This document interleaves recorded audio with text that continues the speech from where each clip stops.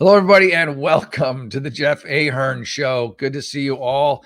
Hope you're having a great weekend. I feel like it's a little darker than usual in here, but that's all right. You can all see me. Maybe this lighting will help. I'm so white, I'm so pasty. I feel like maybe less light is beneficial. I am a white guy. We're gonna do. Anyway, I've got some good news, good announcement today. I'm going to be not yet. Give me a weekend. I'm going to be on Cameo. So Cameo reached out to me. So if you want to get a greeting, a birthday greeting, a pep talk, or just a general, maybe bash on some Democrats you don't like, or how about this one? You got a friend who's liberal and you want me to talk smack to him. Okay, those are your choices. So that's not up yet, but hopefully by next week. Next Friday, next show here, I will. It'll be up, and I'll give you the link and everything. You can check that out. So yeah, and then get it for the holidays, or just for a birthday. I don't want to wait till the holidays. That's a few months away. All right. So that being said, let's get into the news. But I am excited about that. So thank you very much. Also, shout out to Jeremy's Razors, Ahern 15 for 15% off of razors at jeremy'srazors.com, and check out my website, jeffahern.com. Okay, all the plugs are out of the way. All right, here we go. Fox News, Biden administration allies dismiss cocaine discovery as GOP fodder, political bullet, and then S and then the dash T, which you can probably figure out what that is. Okay, Joe. Okay, Biden allies. Here's the thing. It can only be political fodder if you have a drug-addled son. Otherwise, you can't really be like, oh, you found coke in the White House. Oh, that's unfortunate. The thing that makes it fodder is your son's a notorious crack addict, kicked out of the Navy, I think, for it, or alcoholism. I think it was coke. It was why he was kicked out of the Navy. That was back in, 2012 or whatever it was, 14, who knows. And your son is on laptops doing crack with hookers and, prostitutes, whatever you want to call them, sex trafficked women. And he's exchanging, he's out, shilling you for bribes, for your influence, so without that, there's no fodder. You have fodder because you have you're insanely corrupt, Joe, and your son is your bag man. So therein is the fodder. Without that, nobody really cares. Someone did coke at the White House. The issue is your son, you dummy. And you. I mean, obviously, allegedly, you're taking bribes. If you look at Hunter's a Snapchat picture of him laying it, hey, my dad's next to me. That's you, Joe, by the way. My dad, I think. Let's assume it. I feel like he's crafty and gritty and greasy enough that I'm pretty sure he's a Biden. Your lineage, your genes, Joe. So he's selling right next to you. You're right next to him. He's like, give me $5 million. Give me $5 million. I'm gonna blacklist you with my old man, my buddy Joe next to me. It's laid out. It's right there. Snapchat. No one denies that it's not real, but no one's covering it. No one on the left. No, and so thank God we got the house. People are like, oh, we just got the house. Thank God we got the house, because these investigations would have never been open. And the wonderful news is, the floodgates have opened because the liberal media no longer has a monopoly on information. The social media outlets are starting to, under the pressure of financial losses, having to open up to more voices. And you've got places like Twitter now where it's wide open, and you can just say, and places like Rumble, where you can just say truth and not have it taken down because you're speaking truth that hurts the left. It's a glorious time that we're finally getting back truth that was taken away, that was squelched, that was just ripped from us by a bunch of leftist nuts, and then their voters are just like, yeah, okay, this is good, yeah. So that's why it's fodder, Joe. It's not political BS. What's political BS is the fact that you haven't been impeached. What's political BS is that we have a mainstream media that covers none of your graft and corruption that's laid out. I mean, it's follow the bouncing ball type simplicity in terms of seeing the graft as far back as when you were running for president. Before then, too, of course, the FBI was sitting on all that back then too. But it's readily available, and I've said this before. But there's never been a better time to be a journalist than right now. There's more stuff. There's more low-hanging fruit to talk about and have stories about than ever. But the irony is the liberal media can't touch any of it because it's all leftist. It's all none of it's good for the Yeah, I have a question for you because a friend of sure. mine actually brought it up and everything, and he looked at the media and he was like, "Wait a minute, the media is actually owned by a lot of folks that are actually conservative to moderate, or at least that's what their owners are, because they've actually given a lot of money to the Republican parties." But that's what my good friend Jacoby. He was like, "Liberal media? How is it a liberal media when they're actually Oh owned my God. by folks that are not actually liberal?" Oh, I mean, where do I begin, Mark? Do we want to go down the list? CBS, MSNBC, CNN, NBC, ABC, Yahoo, AP News, Reuters. I mean, all you have to do, you Wait a got this minute. huge corruption scandal. Check all of them, or just look for the Coke one. The Coke one is that's clickbait, Mark. That's money in the bank. You put a Coke story up in the White House, that's an advertising bonanza. Everyone's clicking on that. Look at the news outlets that don't have that up, that aren't covering it. ABC, CBS, NBC, MSNBC, Washington, all of these, New York Times, you name it. And the No, Times like quite a few, buried no, the quite corruption a few story. of them were covering it. Our good folks in Britain were covering it. They actually said that they think that it was an area not by Hunter but by the tourists, because they were hungover. It was 4th of July, and apparently it was an area that is very accessible to tour groups. So where they found it at was actually where the tour groups were. So they're thinking that a hangover tourist accidentally just left the bag laying around because he was hungover and left the bag there stuck in a corner. And that's actually what even NBC and some of the other networks have Oh said, well, is if that it is NBC near, said it, then it's got to be it's true. an Then entrance I near believe where it. the vehicles are and all in that space. So Hey, apparently it's in a heavily trafficked area for both tourists and staff to walk by. So it could have been well, a staff here's the member. thing: they've It could have moved been a the tourist. area 3 times. Like the area that they found the bag keeps changing, and it keeps changing to places that have more and more foot traffic. Like, we need to expand the pool of potential, criminals. Let's put this in the area where the most people come in. And I don't know if it's hunters, but it could very easily be hunters. It Or it doesn't could be have some to tourists be. that just happened to come by. It was high as a Uh, kite and decided to come by there and everything. I do have to teach you you're that's the reason. describing Hunter Biden. You just Yeah, described Hunter no, I Biden. had to tease you about something though, because I have come up with a great idea. I think that all our listeners here on Pod TV would agree and everything. But before the show, we were looking at the various candidates, and we were at an even 12 in the Republican Party. Too I think many. we need to go for the baker's dozen, make it an even 13. So It'll go happen. ahead, Jeff, and declare your candidacy. You All will be right. the 13th candidate. Go ahead and declare the candidacy and make you the 13th candidate, because I think that y'all just All need right. an even 13 candidates, a baker's dozen. So let's go with the baker's dozen. I need you to hear that you are declaring for the presidency here on the Republican Party right now, and then we will have All right. Hell easily yeah. I'll take it. I can use the PR. I am declaring my candidacy for the presidency of the United States for the Republican Party. And I feel like I might do better than Christie. I think I might pull more votes. Chris Christie. Ugh. you actually may pull more votes and everything. Uh, You're gonna love this one, and I have to teach you about this as well, because apparently there is speaking of the press, there is a press person that one of the candidates has soured on, because are you ready for this? They said that she is too Trumpy. So apparently Trump has soured on Carrie Lake because she's too Trumpy. Wait a minute, how can you be too much I liking had you? not I had not heard that. So you're saying that Trump that a reporter said that Trump has soured on Carrie Lake because she's too. All right, well, Yeah. I'm not. Yeah, I'm not buying that. I think if she's very pro Trump, I think Trump is very pro her.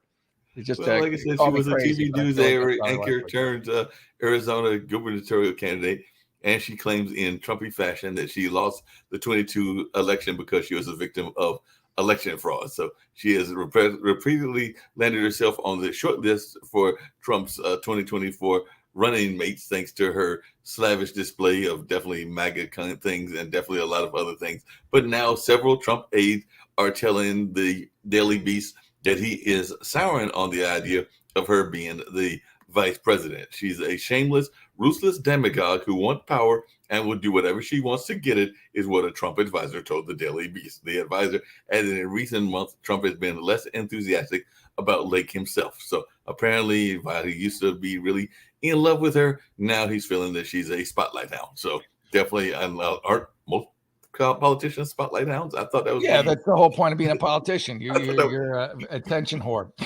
I thought that was the job of being a politician. I don't care whether you were on the left or the right. Yeah. I thought the job of a politician was to, to wave your hands and say, "Look at me, I'm here." Yep. It's a power. It's the ultimate power position. Yeah, I mean, it attracts a certain type of person. I mean, you need it. You got to have that kind of a person to be able to handle the job in the first place. But yeah. So I mean, I don't know. Maybe Trump's souring on her, maybe he isn't. But I don't. The Daily Beast is not. It's for me is not the.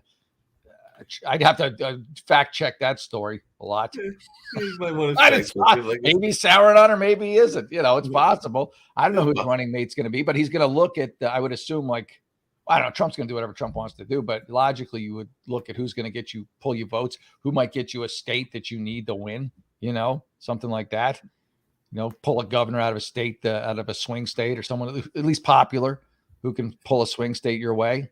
I have a novel idea for you, and you're going to love this one. I mentioned to you, and he is popular in certain camps, and he is definitely popular in various kinds of attitudes and some of the things people enjoy, some of the people things don't enjoy. But how about this for your ticket? By Trump West. So West is the third party candidate, Cornel West, and he definitely has some draw and all in that space. So how about a Trump West candidacy and all along those? I don't see it happening. Any more than I see a Biden West candidacy happening. And speaking of, and I think West would be better than Kamala. I think pretty much anyone would be better than Kamala at this.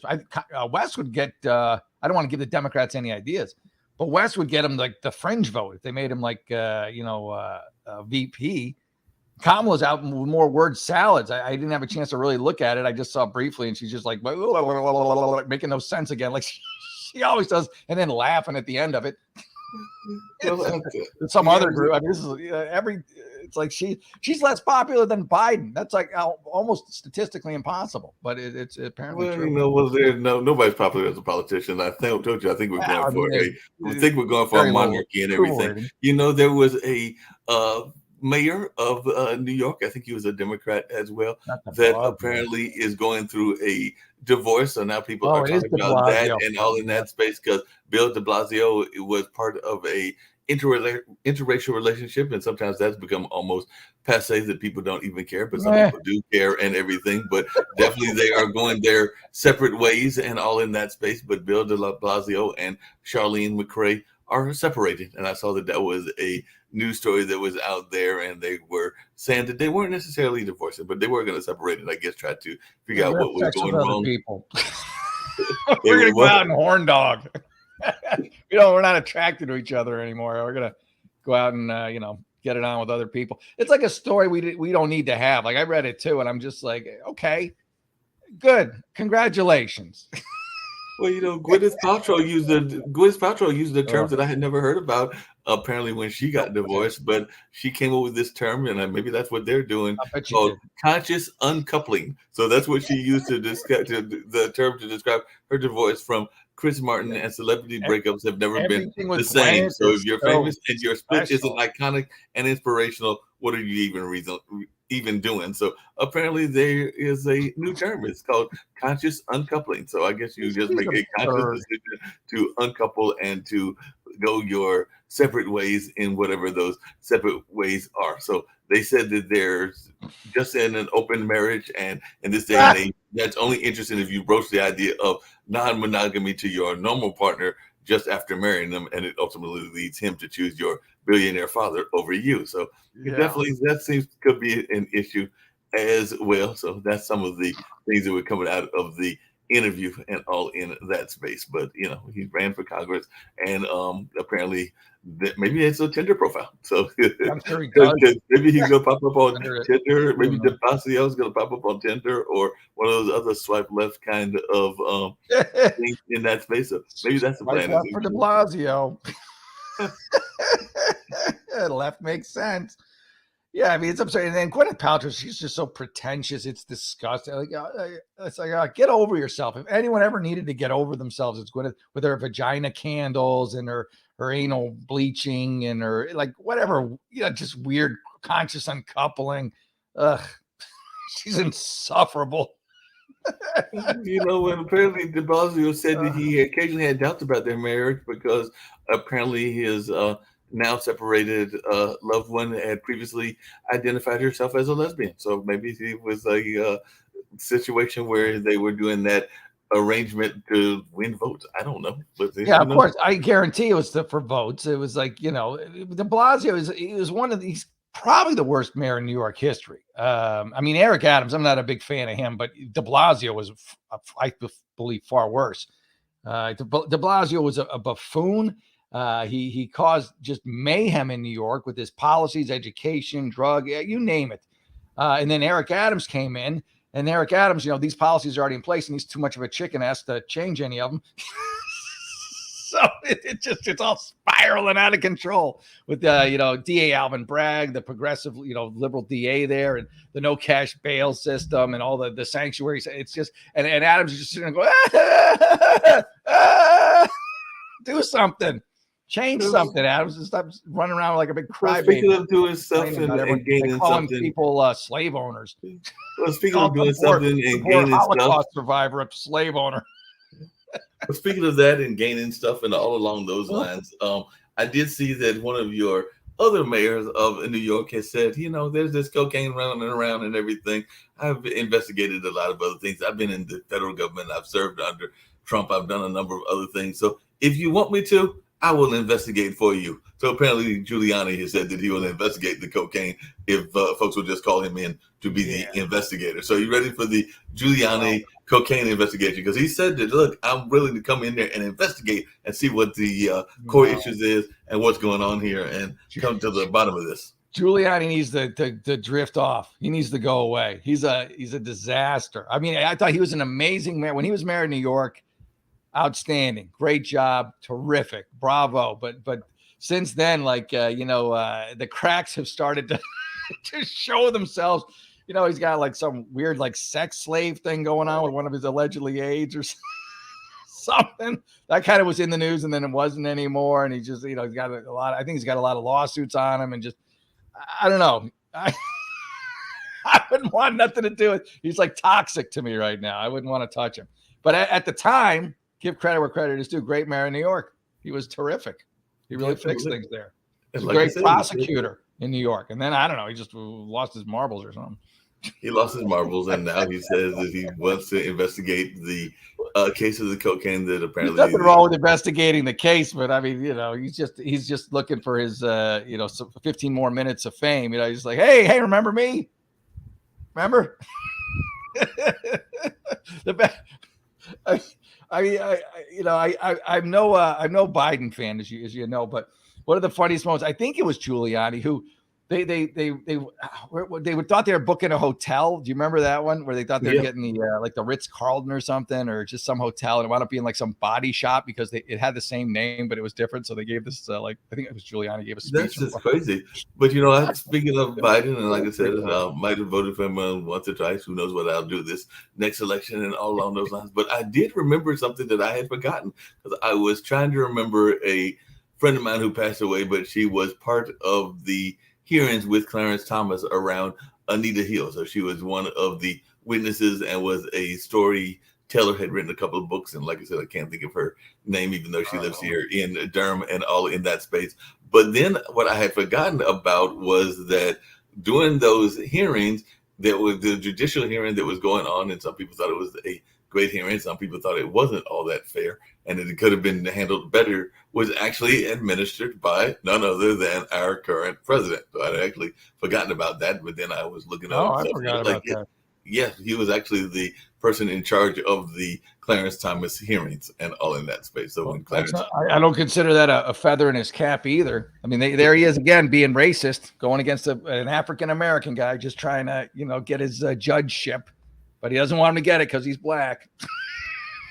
Like you said, well, in that case, he was actually, I think, defending Clarence Thomas because he was defending Clarence Thomas. He actually helped Clarence Thomas. He actually is the one that helped kick out the case. Yes, he kicked out the Anita Hill case. So wait, he was pro Thomas? In that case, he was pro Thomas. All right. Well, again, credit where credit is due. Good for him. That's all right. Good, Joe. Good job. Pro Clarence. And then it all went to hell after that, I guess. Yep. So he was actually on Thomas's side Taking in that particular case, and not on Anita's side. Okay, I just assumed Anita, but yeah, okay. If you're a pro Clarence, all right, respect. Right. I like Clarence Thomas. I don't think it's fair to the left because they don't like him. They call him a white supremacist. That always makes me nuts. It's like, really? Come on. You could do better with your insults. Biden is a confusing, he's a real chameleon because he was pro segregation for a while coming up. He didn't want busing, black kids to white schools, and then he's like Mr. Liberal. He's a chameleon. He's a political operative. He's the consummate political operative. He's completely corrupt, and his family has followed in his path. But now he's the president. I mean, I thought that was part of the prerequisites was to be an operative in any form of politics. Well, that's why people like Trump so much, because he came in like, hey, I'm Trump. I'm going to do my own thing. Yeah. Yeah, I mean, there have been a couple of folks that have said that. Trump said that. Obama said that. I think even Carter said that, and Clinton. So Carter.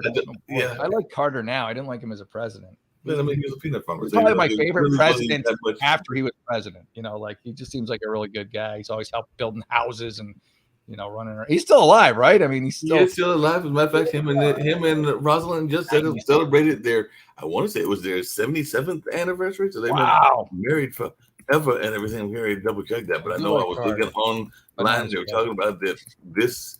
Yeah, here in July, this is their 75th anniversary. I'll tell you the exact date and everything. But yes, it's early today. Jimmy and Rosalind Carter marked their 77th wedding anniversary at home in Plains, Georgia. So they have been married for 77 years. So they got married 77 years ago. That would have been 1946. So they have definitely been out there for a while. And today, literally today, is their 77th wedding anniversary. So wow, good timing. That was that was his shtick. He's the peanut farmer from Georgia. He's a Georgia peanut farmer. Yep. Not a great president, but a good dude, solid dude. He's a solid guy, solid person, and all in that way and everything. And so people have their different aspects of what they do and everything. I was not the fan of everything, but there were some things that Reagan did when he was alive that I thought were Reagan great and everything. But I thought he was a really good actor. He was a great actor. Him and Bonzo or whatever. I never saw any of his films. Yeah, he had the westerns and all along those lines. Westerns, that's true. Yeah, he was a western kind of guy. So I love Reagan. I love Reagan. He was by far my favorite president, hands down. 80s were, I think, the best. I mean, the excess of the 80s was nutty. But it was my favorite decade as a human that I've existed in. It was an awesome time, the 80s. Man, let me tell you, ask anyone about the 80s. Like, that was the best. I loved it. The 80s was the greatest. There was that whole Me Generation Wall Street kind of thing and all in that space that you just kind of alluded to. But yeah, I just had to make sure that we made that official announcement that we now have a baker's dozen. So I'm going to bounce off and let you get back to some more news. So Jeffrey Ahern has announced on Pod TV he is running for president, and I'm going to be his campaign manager. So we have 13 candidates running right now. So Jeffrey Ahern has announced on Pod TV that he is running for president. So we have an even baker's dozen going right now. So I'll beat Christie. That's my goal. I'm going to beat Chris Christie. He's got a bit. I mean, I don't want to be, fat phobic, but Christie, my God, have you seen him? He looks like the Goodyear blimp. That guy's not going to last. I mean, they're going to have to get new furniture for him at the White House if he ever won. And now I'm not joking about that. I mean, have you seen? Google him. All right.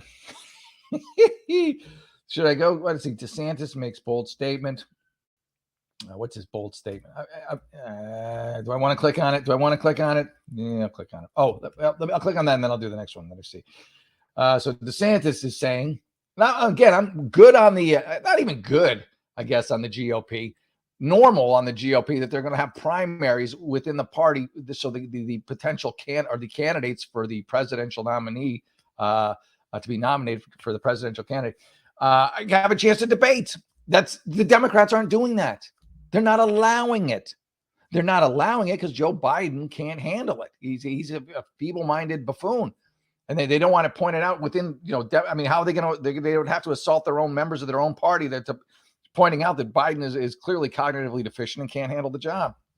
And so the Democrat Party has, again, sequestered free speech, squelched free speech, and is not allowing any form of open debate within their own party and choosing their nominee, which should horrify you if you had a brain. But again, the Democrats, they voted him into office, so it's questionable.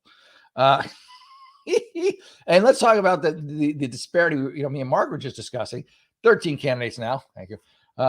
Maybe. And on the Republican side, on the Democrat side, I think there's 3, right? You got Marianne Williamson, you got Kennedy, and then you got good old big guy Joe. So why only these 3 candidates? Why not more? Because the Democrat Party has clearly put it out there that you are not allowed to run against Joe Biden unless you're a rogue Democrat, which both Marianne Williamson and Robert Kennedy Jr. Both are. They're both, they're outliers. So of course they're the only ones, who are just like, the hell with you guys. You guys don't like us anyways. We're going to run against them. Everyone else is falling in line in lockstep and just sat back and okay, so we'll take one for the team. It's just being polite as a country, we're already screwed from the 3 years that this Yutz has been in power. Got to dig out of that hole. And these idiots are going to let them, ideally, if everything works out in their favor, let them give them another 4 years or however long it lasts before word salad Kamala takes the helm. Oh, heaven help us if that happens. Back to DeSantis. DeSantis, and I'm a big DeSantis fan. DeSantis commits to first GOP presidential primary debate, regardless of Trump participation, as you said. And I cannot imagine that Trump would not participate. I just don't see that happening. I mean, Trump, he could threaten that he won't participate, but I don't see him not participating. I think it would be a mistake. But again, Trump does his own thing. So you try to apply like your own thought process, but Trump does what he wants to do, and it seems to work very well for him. So good that the debate will happen, and I would almost guarantee Trump will be involved in it. I can't see any scenario where he wouldn't be. Just crazy. So getting back to Dems and their lust for bringing this country down at all costs, it seems. They now want to make it legal. And this is, they want everybody to be able to vote, everybody that they can control, everybody who has they feel is easily manipulated. So, of course, they want young kids to vote. They want 16-year-olds to vote. Those are gimme votes for Democrats. If you in a liberal area or a close area, these kids have been indoctrinated in these Democrat schools for their whole lives.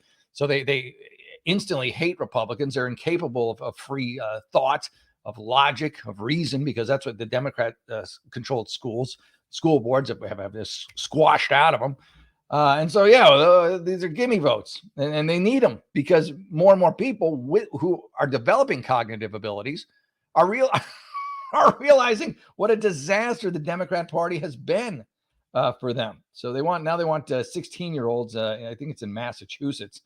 To be able to vote. And of course, they want illegals to be able to vote too, because that's the whole reason for the wide open border. Make no mistake about it. It's not Biden's just like, oh yeah, everybody come in, let's love each other. No. Everybody come in and vote Democrat. That's the deal. So everybody going to come in, and then, especially in these liberal cities, areas that, are getting less liberal by the day because people are just like, even the liberals are like, oh, this is a nightmare. My friend got stabbed. The 911 hold times are off the charts.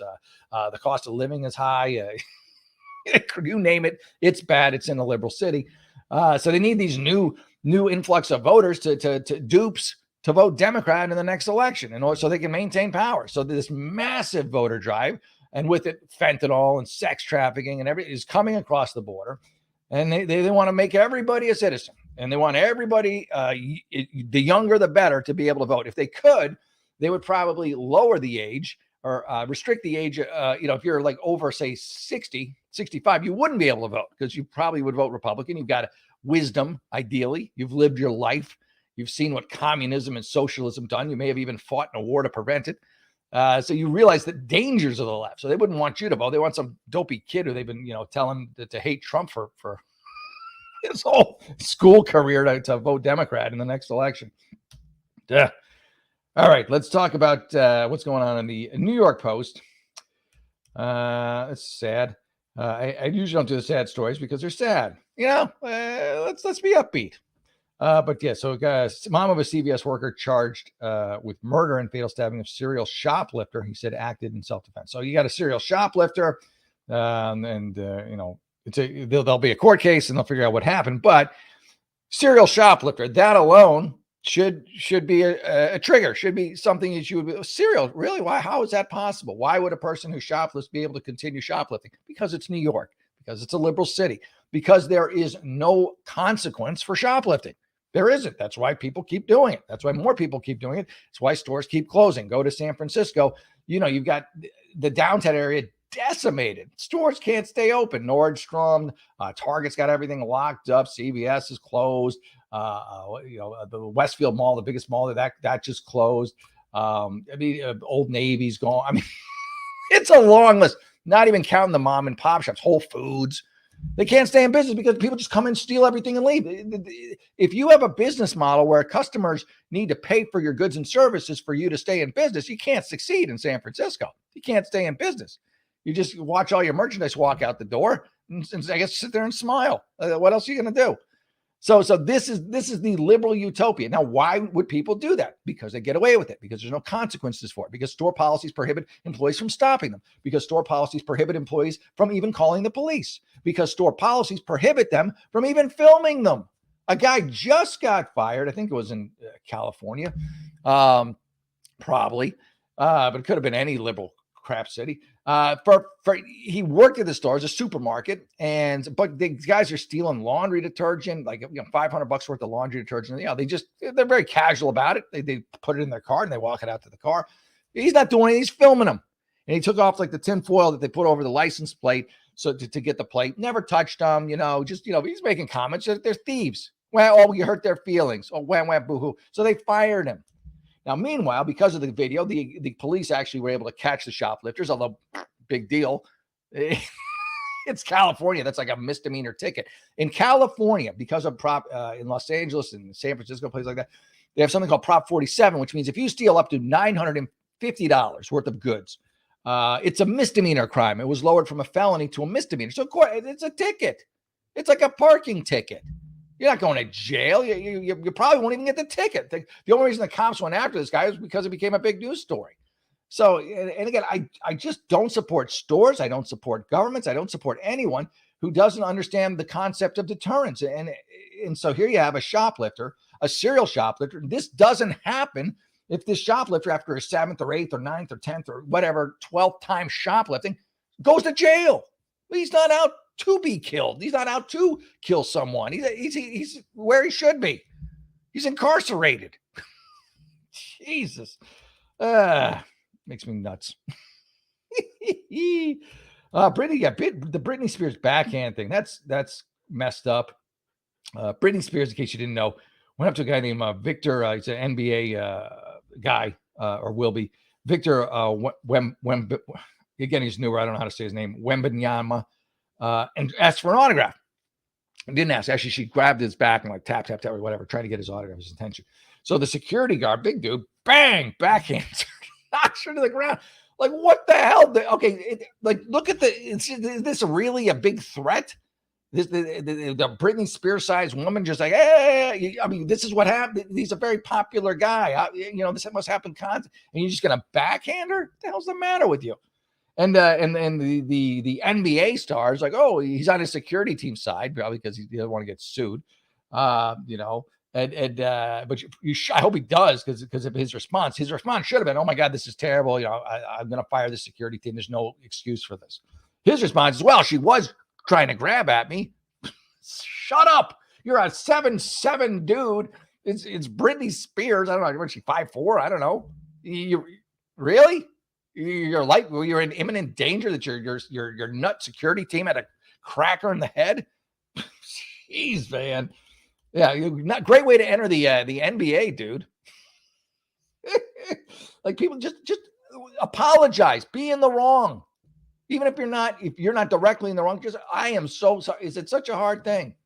For him, it is, and so now it's going to blow up and become this big thing. And good, jackass by relation. Hiring this, you're responsible for your people, man. Let's see. We keep rocking and rolling here. This crazy woman, racist, lunatic. I didn't see the whole thing. It just popped up. Too cruel for pool. The Post. I do love it. It's the punniest newspaper out there, and I do enjoy them. Bikini clad woman. Already you got my interest. I know that's terrible. Whatever. Bikini clad woman goes on racially charged rant against family at Colorado apartment complex, and she's been outed. And she's going to get canceled or whatever. And, I don't like racists. I hate racists. So I have no problem when they're getting canceled. I don't mind when people get. I don't want to say get canceled, but I don't mind when an actual racist suffers the consequences for being a racist. But just because you have a differing opinion from someone that doesn't jog with the leftist ideology and they're just like racist, no. I think differently than you do. Where everyone's individual. If we're all not in lockstep, unless you're a Democrat, and then you all have to be. That's why there's only two candidates running against Biden. Both of them are outlier rogues. Everyone else is dialed in. Nope, not on the program. Can't do that. Nope, no debate. Yeah, great idea. Let's not have any free speech within the party. Yep, Joe's our guy. Corrupt Uncle Joe. But I'm digressing. So yeah, she's probably going to get fired, as she should, from her job. But again, these people who get canceled, you got it. I feel like you give everyone a second chance. So hopefully she gets her ass together. From the video, I don't think so, but I wish the best for everybody. I hope she has an epiphany, a come to Jesus moment, and she welcomes everybody into her heart. We'll see what happens. Megyn Kelly. I do love Megyn Kelly. I do enjoy her. Megyn Kelly, a twist knife in woke Disney. See, this is why I like her. Plus, she's incredibly attractive. Megyn Kelly, twist knife in woke Disney after it lost $900 million on box office flops. Yeah, because you get woke, go broke. It's simple. They woke it up, and these things tank and good, and so they're laying off people. Good.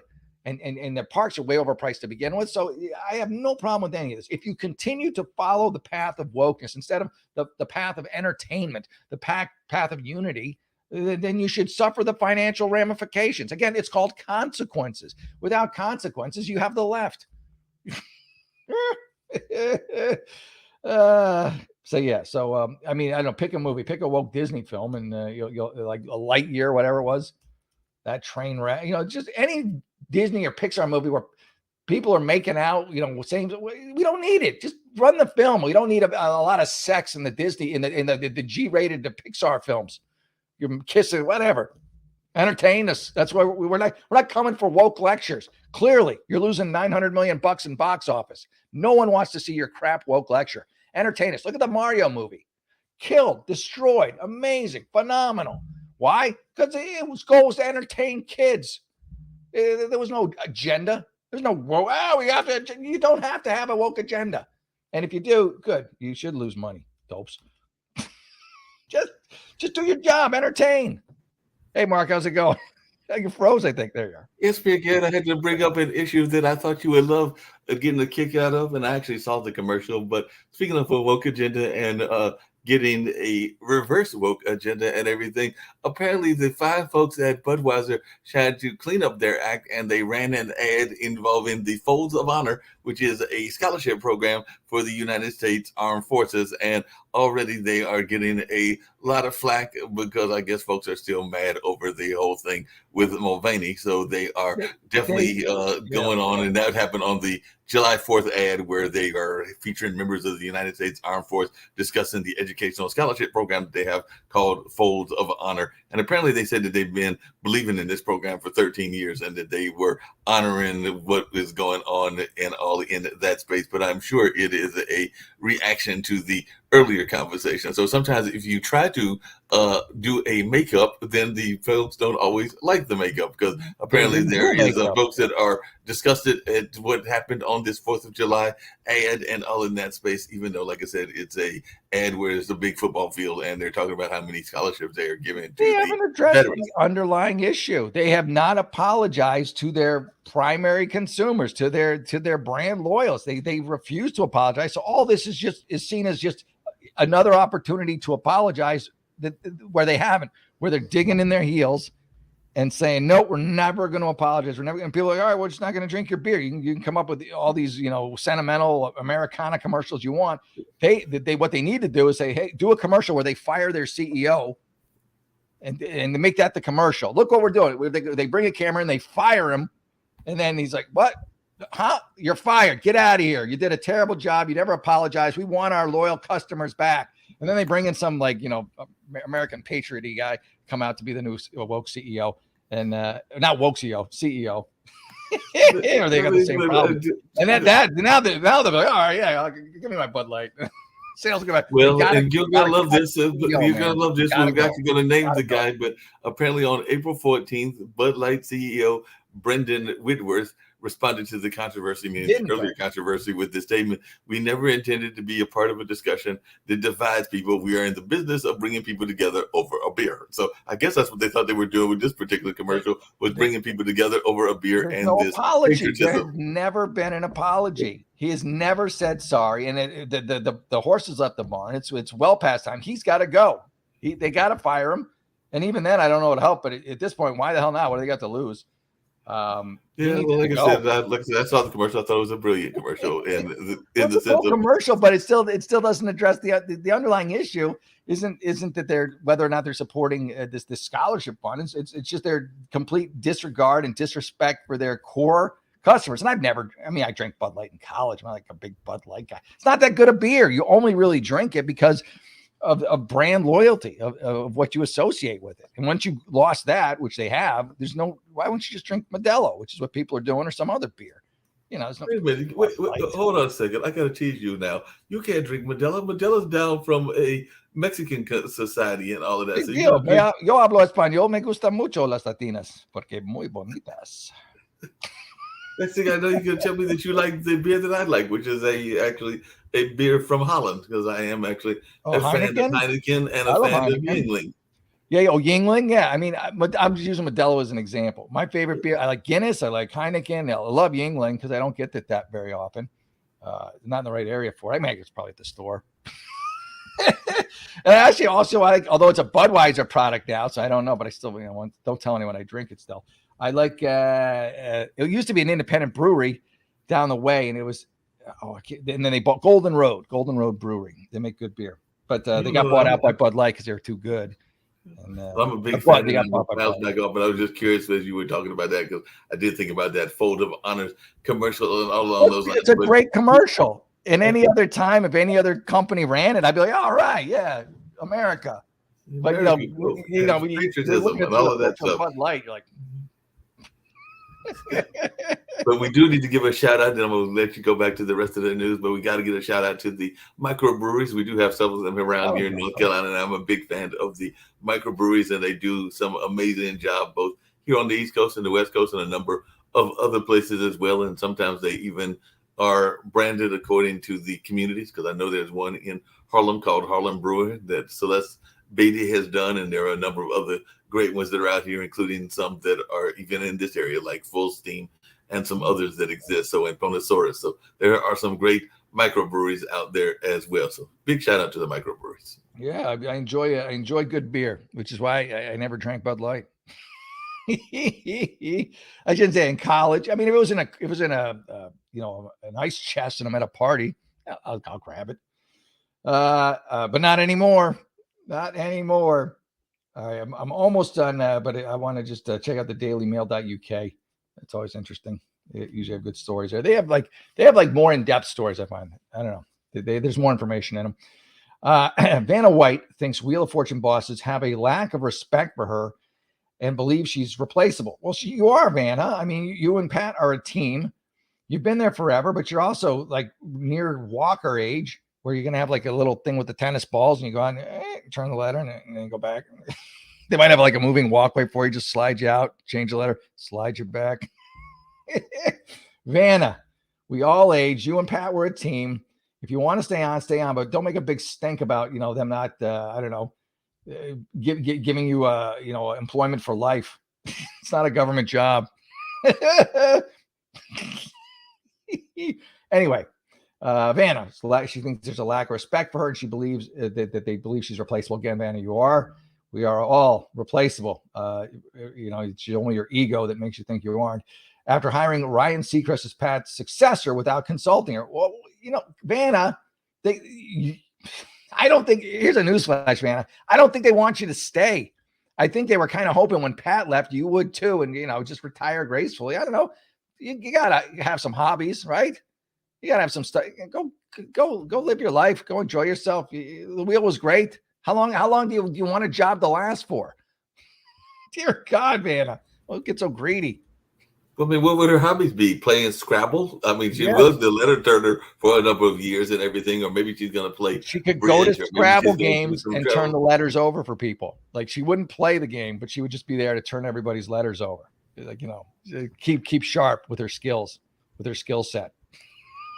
Because Van and nobody else can, flip a letter around. And she doesn't even flip letters anymore. I think she just taps on them, and then someone on a computer, just presses a button. I haven't seen Wheel in a while, but I think that's how it works. It's been a minute since I've seen Wheel. I do occasionally watch Jeopardy and everything. It's been a minute since I've watched that as well. But yeah, her main job was to do the letters and to kind of like do the Price is Right, show the gift, whatever the gift was that was given and everything. So that was the job as the hostess. You can call it a job. That's probably the best job anyone's ever had. Tap. Walk out, walk back.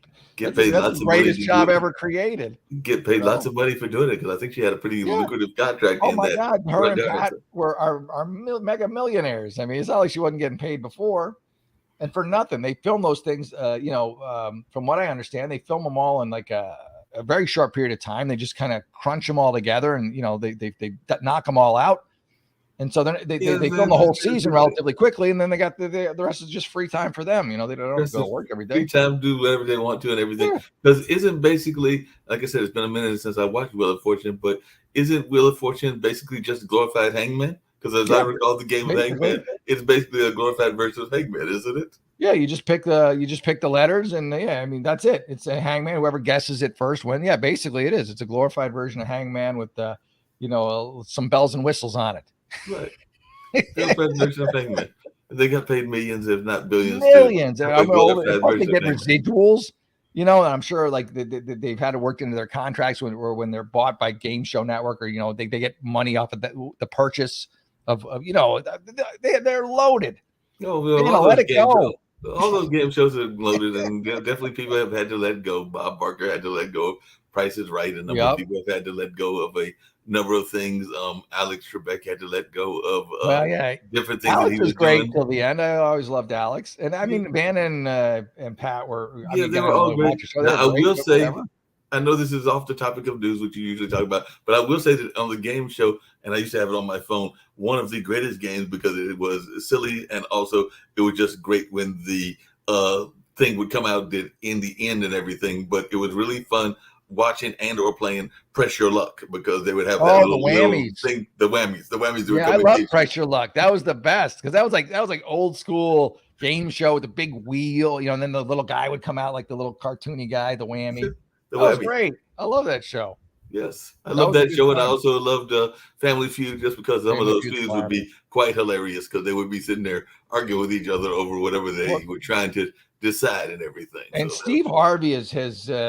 I took it to a new level for me, because he's so funny. He makes he's roasted. He roasts everybody. Like Richard Dawson would kiss everybody and hug and squeeze, and grab them inappropriately. Steve Harvey just tears people up. So I still watch the clips. Like, I'll see Steve Harvey, like someone get the stupid answer, and Steve Harvey's just like, get away from here. Get away from here. It was a great show. Just like I remember back in the day, and I'm going to bounce off again, the Let's Make a Deal. But that was also fun, because people would do some very silly things in order to get the deal. So they would the absurdity of the audience. Yeah, the costumes. Yeah, I mean, it was comedy. It was was totally comedy. And it was, even had sitcoms that played into it. Like, I think there was a I Love Lucy episode, and maybe even an episode with Happy Days and a couple of other shows that featured as a backdrop. I got to go too, but as a tie-in, I've been on 2 game shows. I was on the Gong Show, not the Chuck Berry version, or Chuck Barris version, but the more recent one. And then I was on Mental Samurai with Rob Lowe, and I actually won 10 grand. So that was cool. And then I got beat by a guy who married his cat. He married his cat? That was his shtick. Like he legally married a cat or something, but like he was a ringer. Like he won like 3 weeks in a row. You know, like I got 10,000, and he was the returning champion. So he comes back, he's got to beat my time, and he's just like bang, bang, bang, bang, bang. And he gets to the last question, and I don't know if he just paused for dramatic effect or whatever, but he looked like he was struggling with it. And then well, two things I got to ask you, and then one is that even legal? I mean, I have had cats in the past, but I don't know that I would ever marry the cat. You got to go back and watch the episode where they do the backstory on him. But yeah, like that was like his backstory was like he married his cat. I'm gonna have to find out how you legally married the cat. I don't know. But coming back to the politicians and the game shows and everything, maybe that's what we got to do for the election. So we will get out 3 boxes like they used to do on one of those shows that we were just talking about, and we'll get out 3 boxes, and then the contestants will come out, and we'll have a contestant representing the electoral, and they will pick the box, and the box will be our president for 2024. So we'll do let's make a deal version of presidential elections. I'll take the box over Biden anytime. Well, give me whatever's in the box. If it's a goat, all right, that's fine too. they would do that where the door would open and there'd be like. No, I saw that on Twitter. I saw that on I think it was Instagram. It was somebody there was a young lady walking around. I don't know what she did to get the objects, but she asked the person that whether they wanted $10 or the box. And the first gentleman took the $10 and the second gentleman took the box. And I think the $10 gentleman was a little bit upset because in the box was a PS5. So after he opened the box, there was a PS5. So that was rough because the first guy's like, I'll take the $10. And then the second guy was like, I'll take the box. And when he opened the box, he had the PS5. If it was $10, I'd take the box too, man. That's just, $10. What's $10 these days? Exactly. And that's the box is probably with inflation probably cost you $10. The box by itself might be $10. Exactly. Crazy. Well, I'll let you get out to your closing, but as always, it's been fun giving you a hard time. Yeah, enjoy it. Thank you, Mark. Always love talking to you, bro. So I'm wrapping up, but have a great week, everybody. And again, check me out on Cameo. I guess next week by next Friday it'll be up. I'll give you more information, and I'll do I don't know, whatever you do on Cameo. So like again, can I get on Cameo? Yeah. I've got a decent voice. Can I get on Cameo? Can I do stuff from the left side? What do you have to do to get on Cameo? I don't know. I got an email from them, and they I guess I have enough subscribers on TikTok and Rumble, and they're like, yeah, you can do cameos now. I'm like, okay. So all I'm gonna do is I gotta do it today, or I'll do it this weekend. But you put up a picture, I think, and then I fill in the whatever your price is. I don't know. I don't know what to do. I'm doing. I can explain it in detail next week after I do it. But hey, I'll take it. I'll take it. I've seen $25. You get a birthday greeting. I'll pep talk your kid, or I'll insult your liberal friend. One of those things. That could be my pitch right there. Cameo, if you're listening, I'll tell whoever you want me to insult. Cameo, if you're listening, I'll do the opposite. So Cameo, if you're listening, I'll do the opposite. Well, we'll see. I mean, I could charge $1,000 a Cameo, but if I don't, nobody buys one. I'm gonna have to lower my price from 25. I don't know. Maybe I'm being too optimistic. We'll see. We'll see what happens. We'll see what happens. We're gonna go out with your Jeremy's razors, but I'm gonna go out. Yes, Ahern 15. All right, buddy. Have a great weekend, and God bless everyone. And I'll see you next Friday at 10 o'clock. Bye, everyone. Hello and welcome to Newsday with Jeff Ahern. I'm your host, Jeff Ahern. Today's top story. Remember Harry's Razors, the company that stopped advertising with the Daily Wire after hearing something as innocuous as boys are boys and girls are girls? They called it inexcusable. Look, I know you're a grooming company, but you don't have to take the grooming part quite so literally. I'm surprised that razors don't come with a rainbow handle and a discount code for a sex change, especially after deciding to put their emphasis on pandering over product. But credit where credit is due. Their product is great at exfoliating. It exfoliated conservative customers right off of their balance sheet, taking a straight razor to profits and leaving a once loyal customer base with a really bad case of razor burn. And for what? Not being in lockstep with leftist wokeism? This has to be the greatest shaving blunder since someone gave Sweeney Todd a chair at the local barbershop. But who can blame Harry's razors for buckling under the pressure of a Twitter user's complaints? I mean, this guy had 2 followers. Look out, Kim Kardashian. Here comes what's his face. And I bet one of his followers was probably trying to sell him crypto. Harry's claimed they were pulling their ads due to a values misalignment. What values? Woke grandstanding? Progressive preening? All you did with this woke publicity stunt was make your entire company as disposable as your razors. Because there's a new shave in town, Jeremy's Razors. Because I don't want another woke lecture. I want a tungsten handle, flip back trimmer, shave fit for a man. Blades sharp as truth that cut through bearded stubble like common sense cuts through liberalism. A razor for deep shaving deplorables, for flyovers with facial hair. A man's razor from a company still willing to admit there's such a thing as a man. Let Harry's go in on the trans market. I guess they figure those guys are going to shave more than most people anyways. Especially if they want to appear even remotely feminine. I mean, it's bad enough you're going to break every female sports record while sporting male genitalia. So why do you got to rub it in sporting a 5 o'clock shadow? It's time to take a stand against woke cancel culture with a great clean shave. And don't forget to lather up with Jeremy's shaving cream before you do. Made with green tea oil to calm irritation and reduce redness. Almond oil, which creates a cushion for your blade. And cocoa butter, which reduces bumps. All available at jeremy'srazors.com. Go there right now and use promo code Ahern15 to get 15% off your next purchase. Stick it to the man, or whatever Harry's identifies as. So head over to jeremy'srazors.com and tell them Jeff sent you.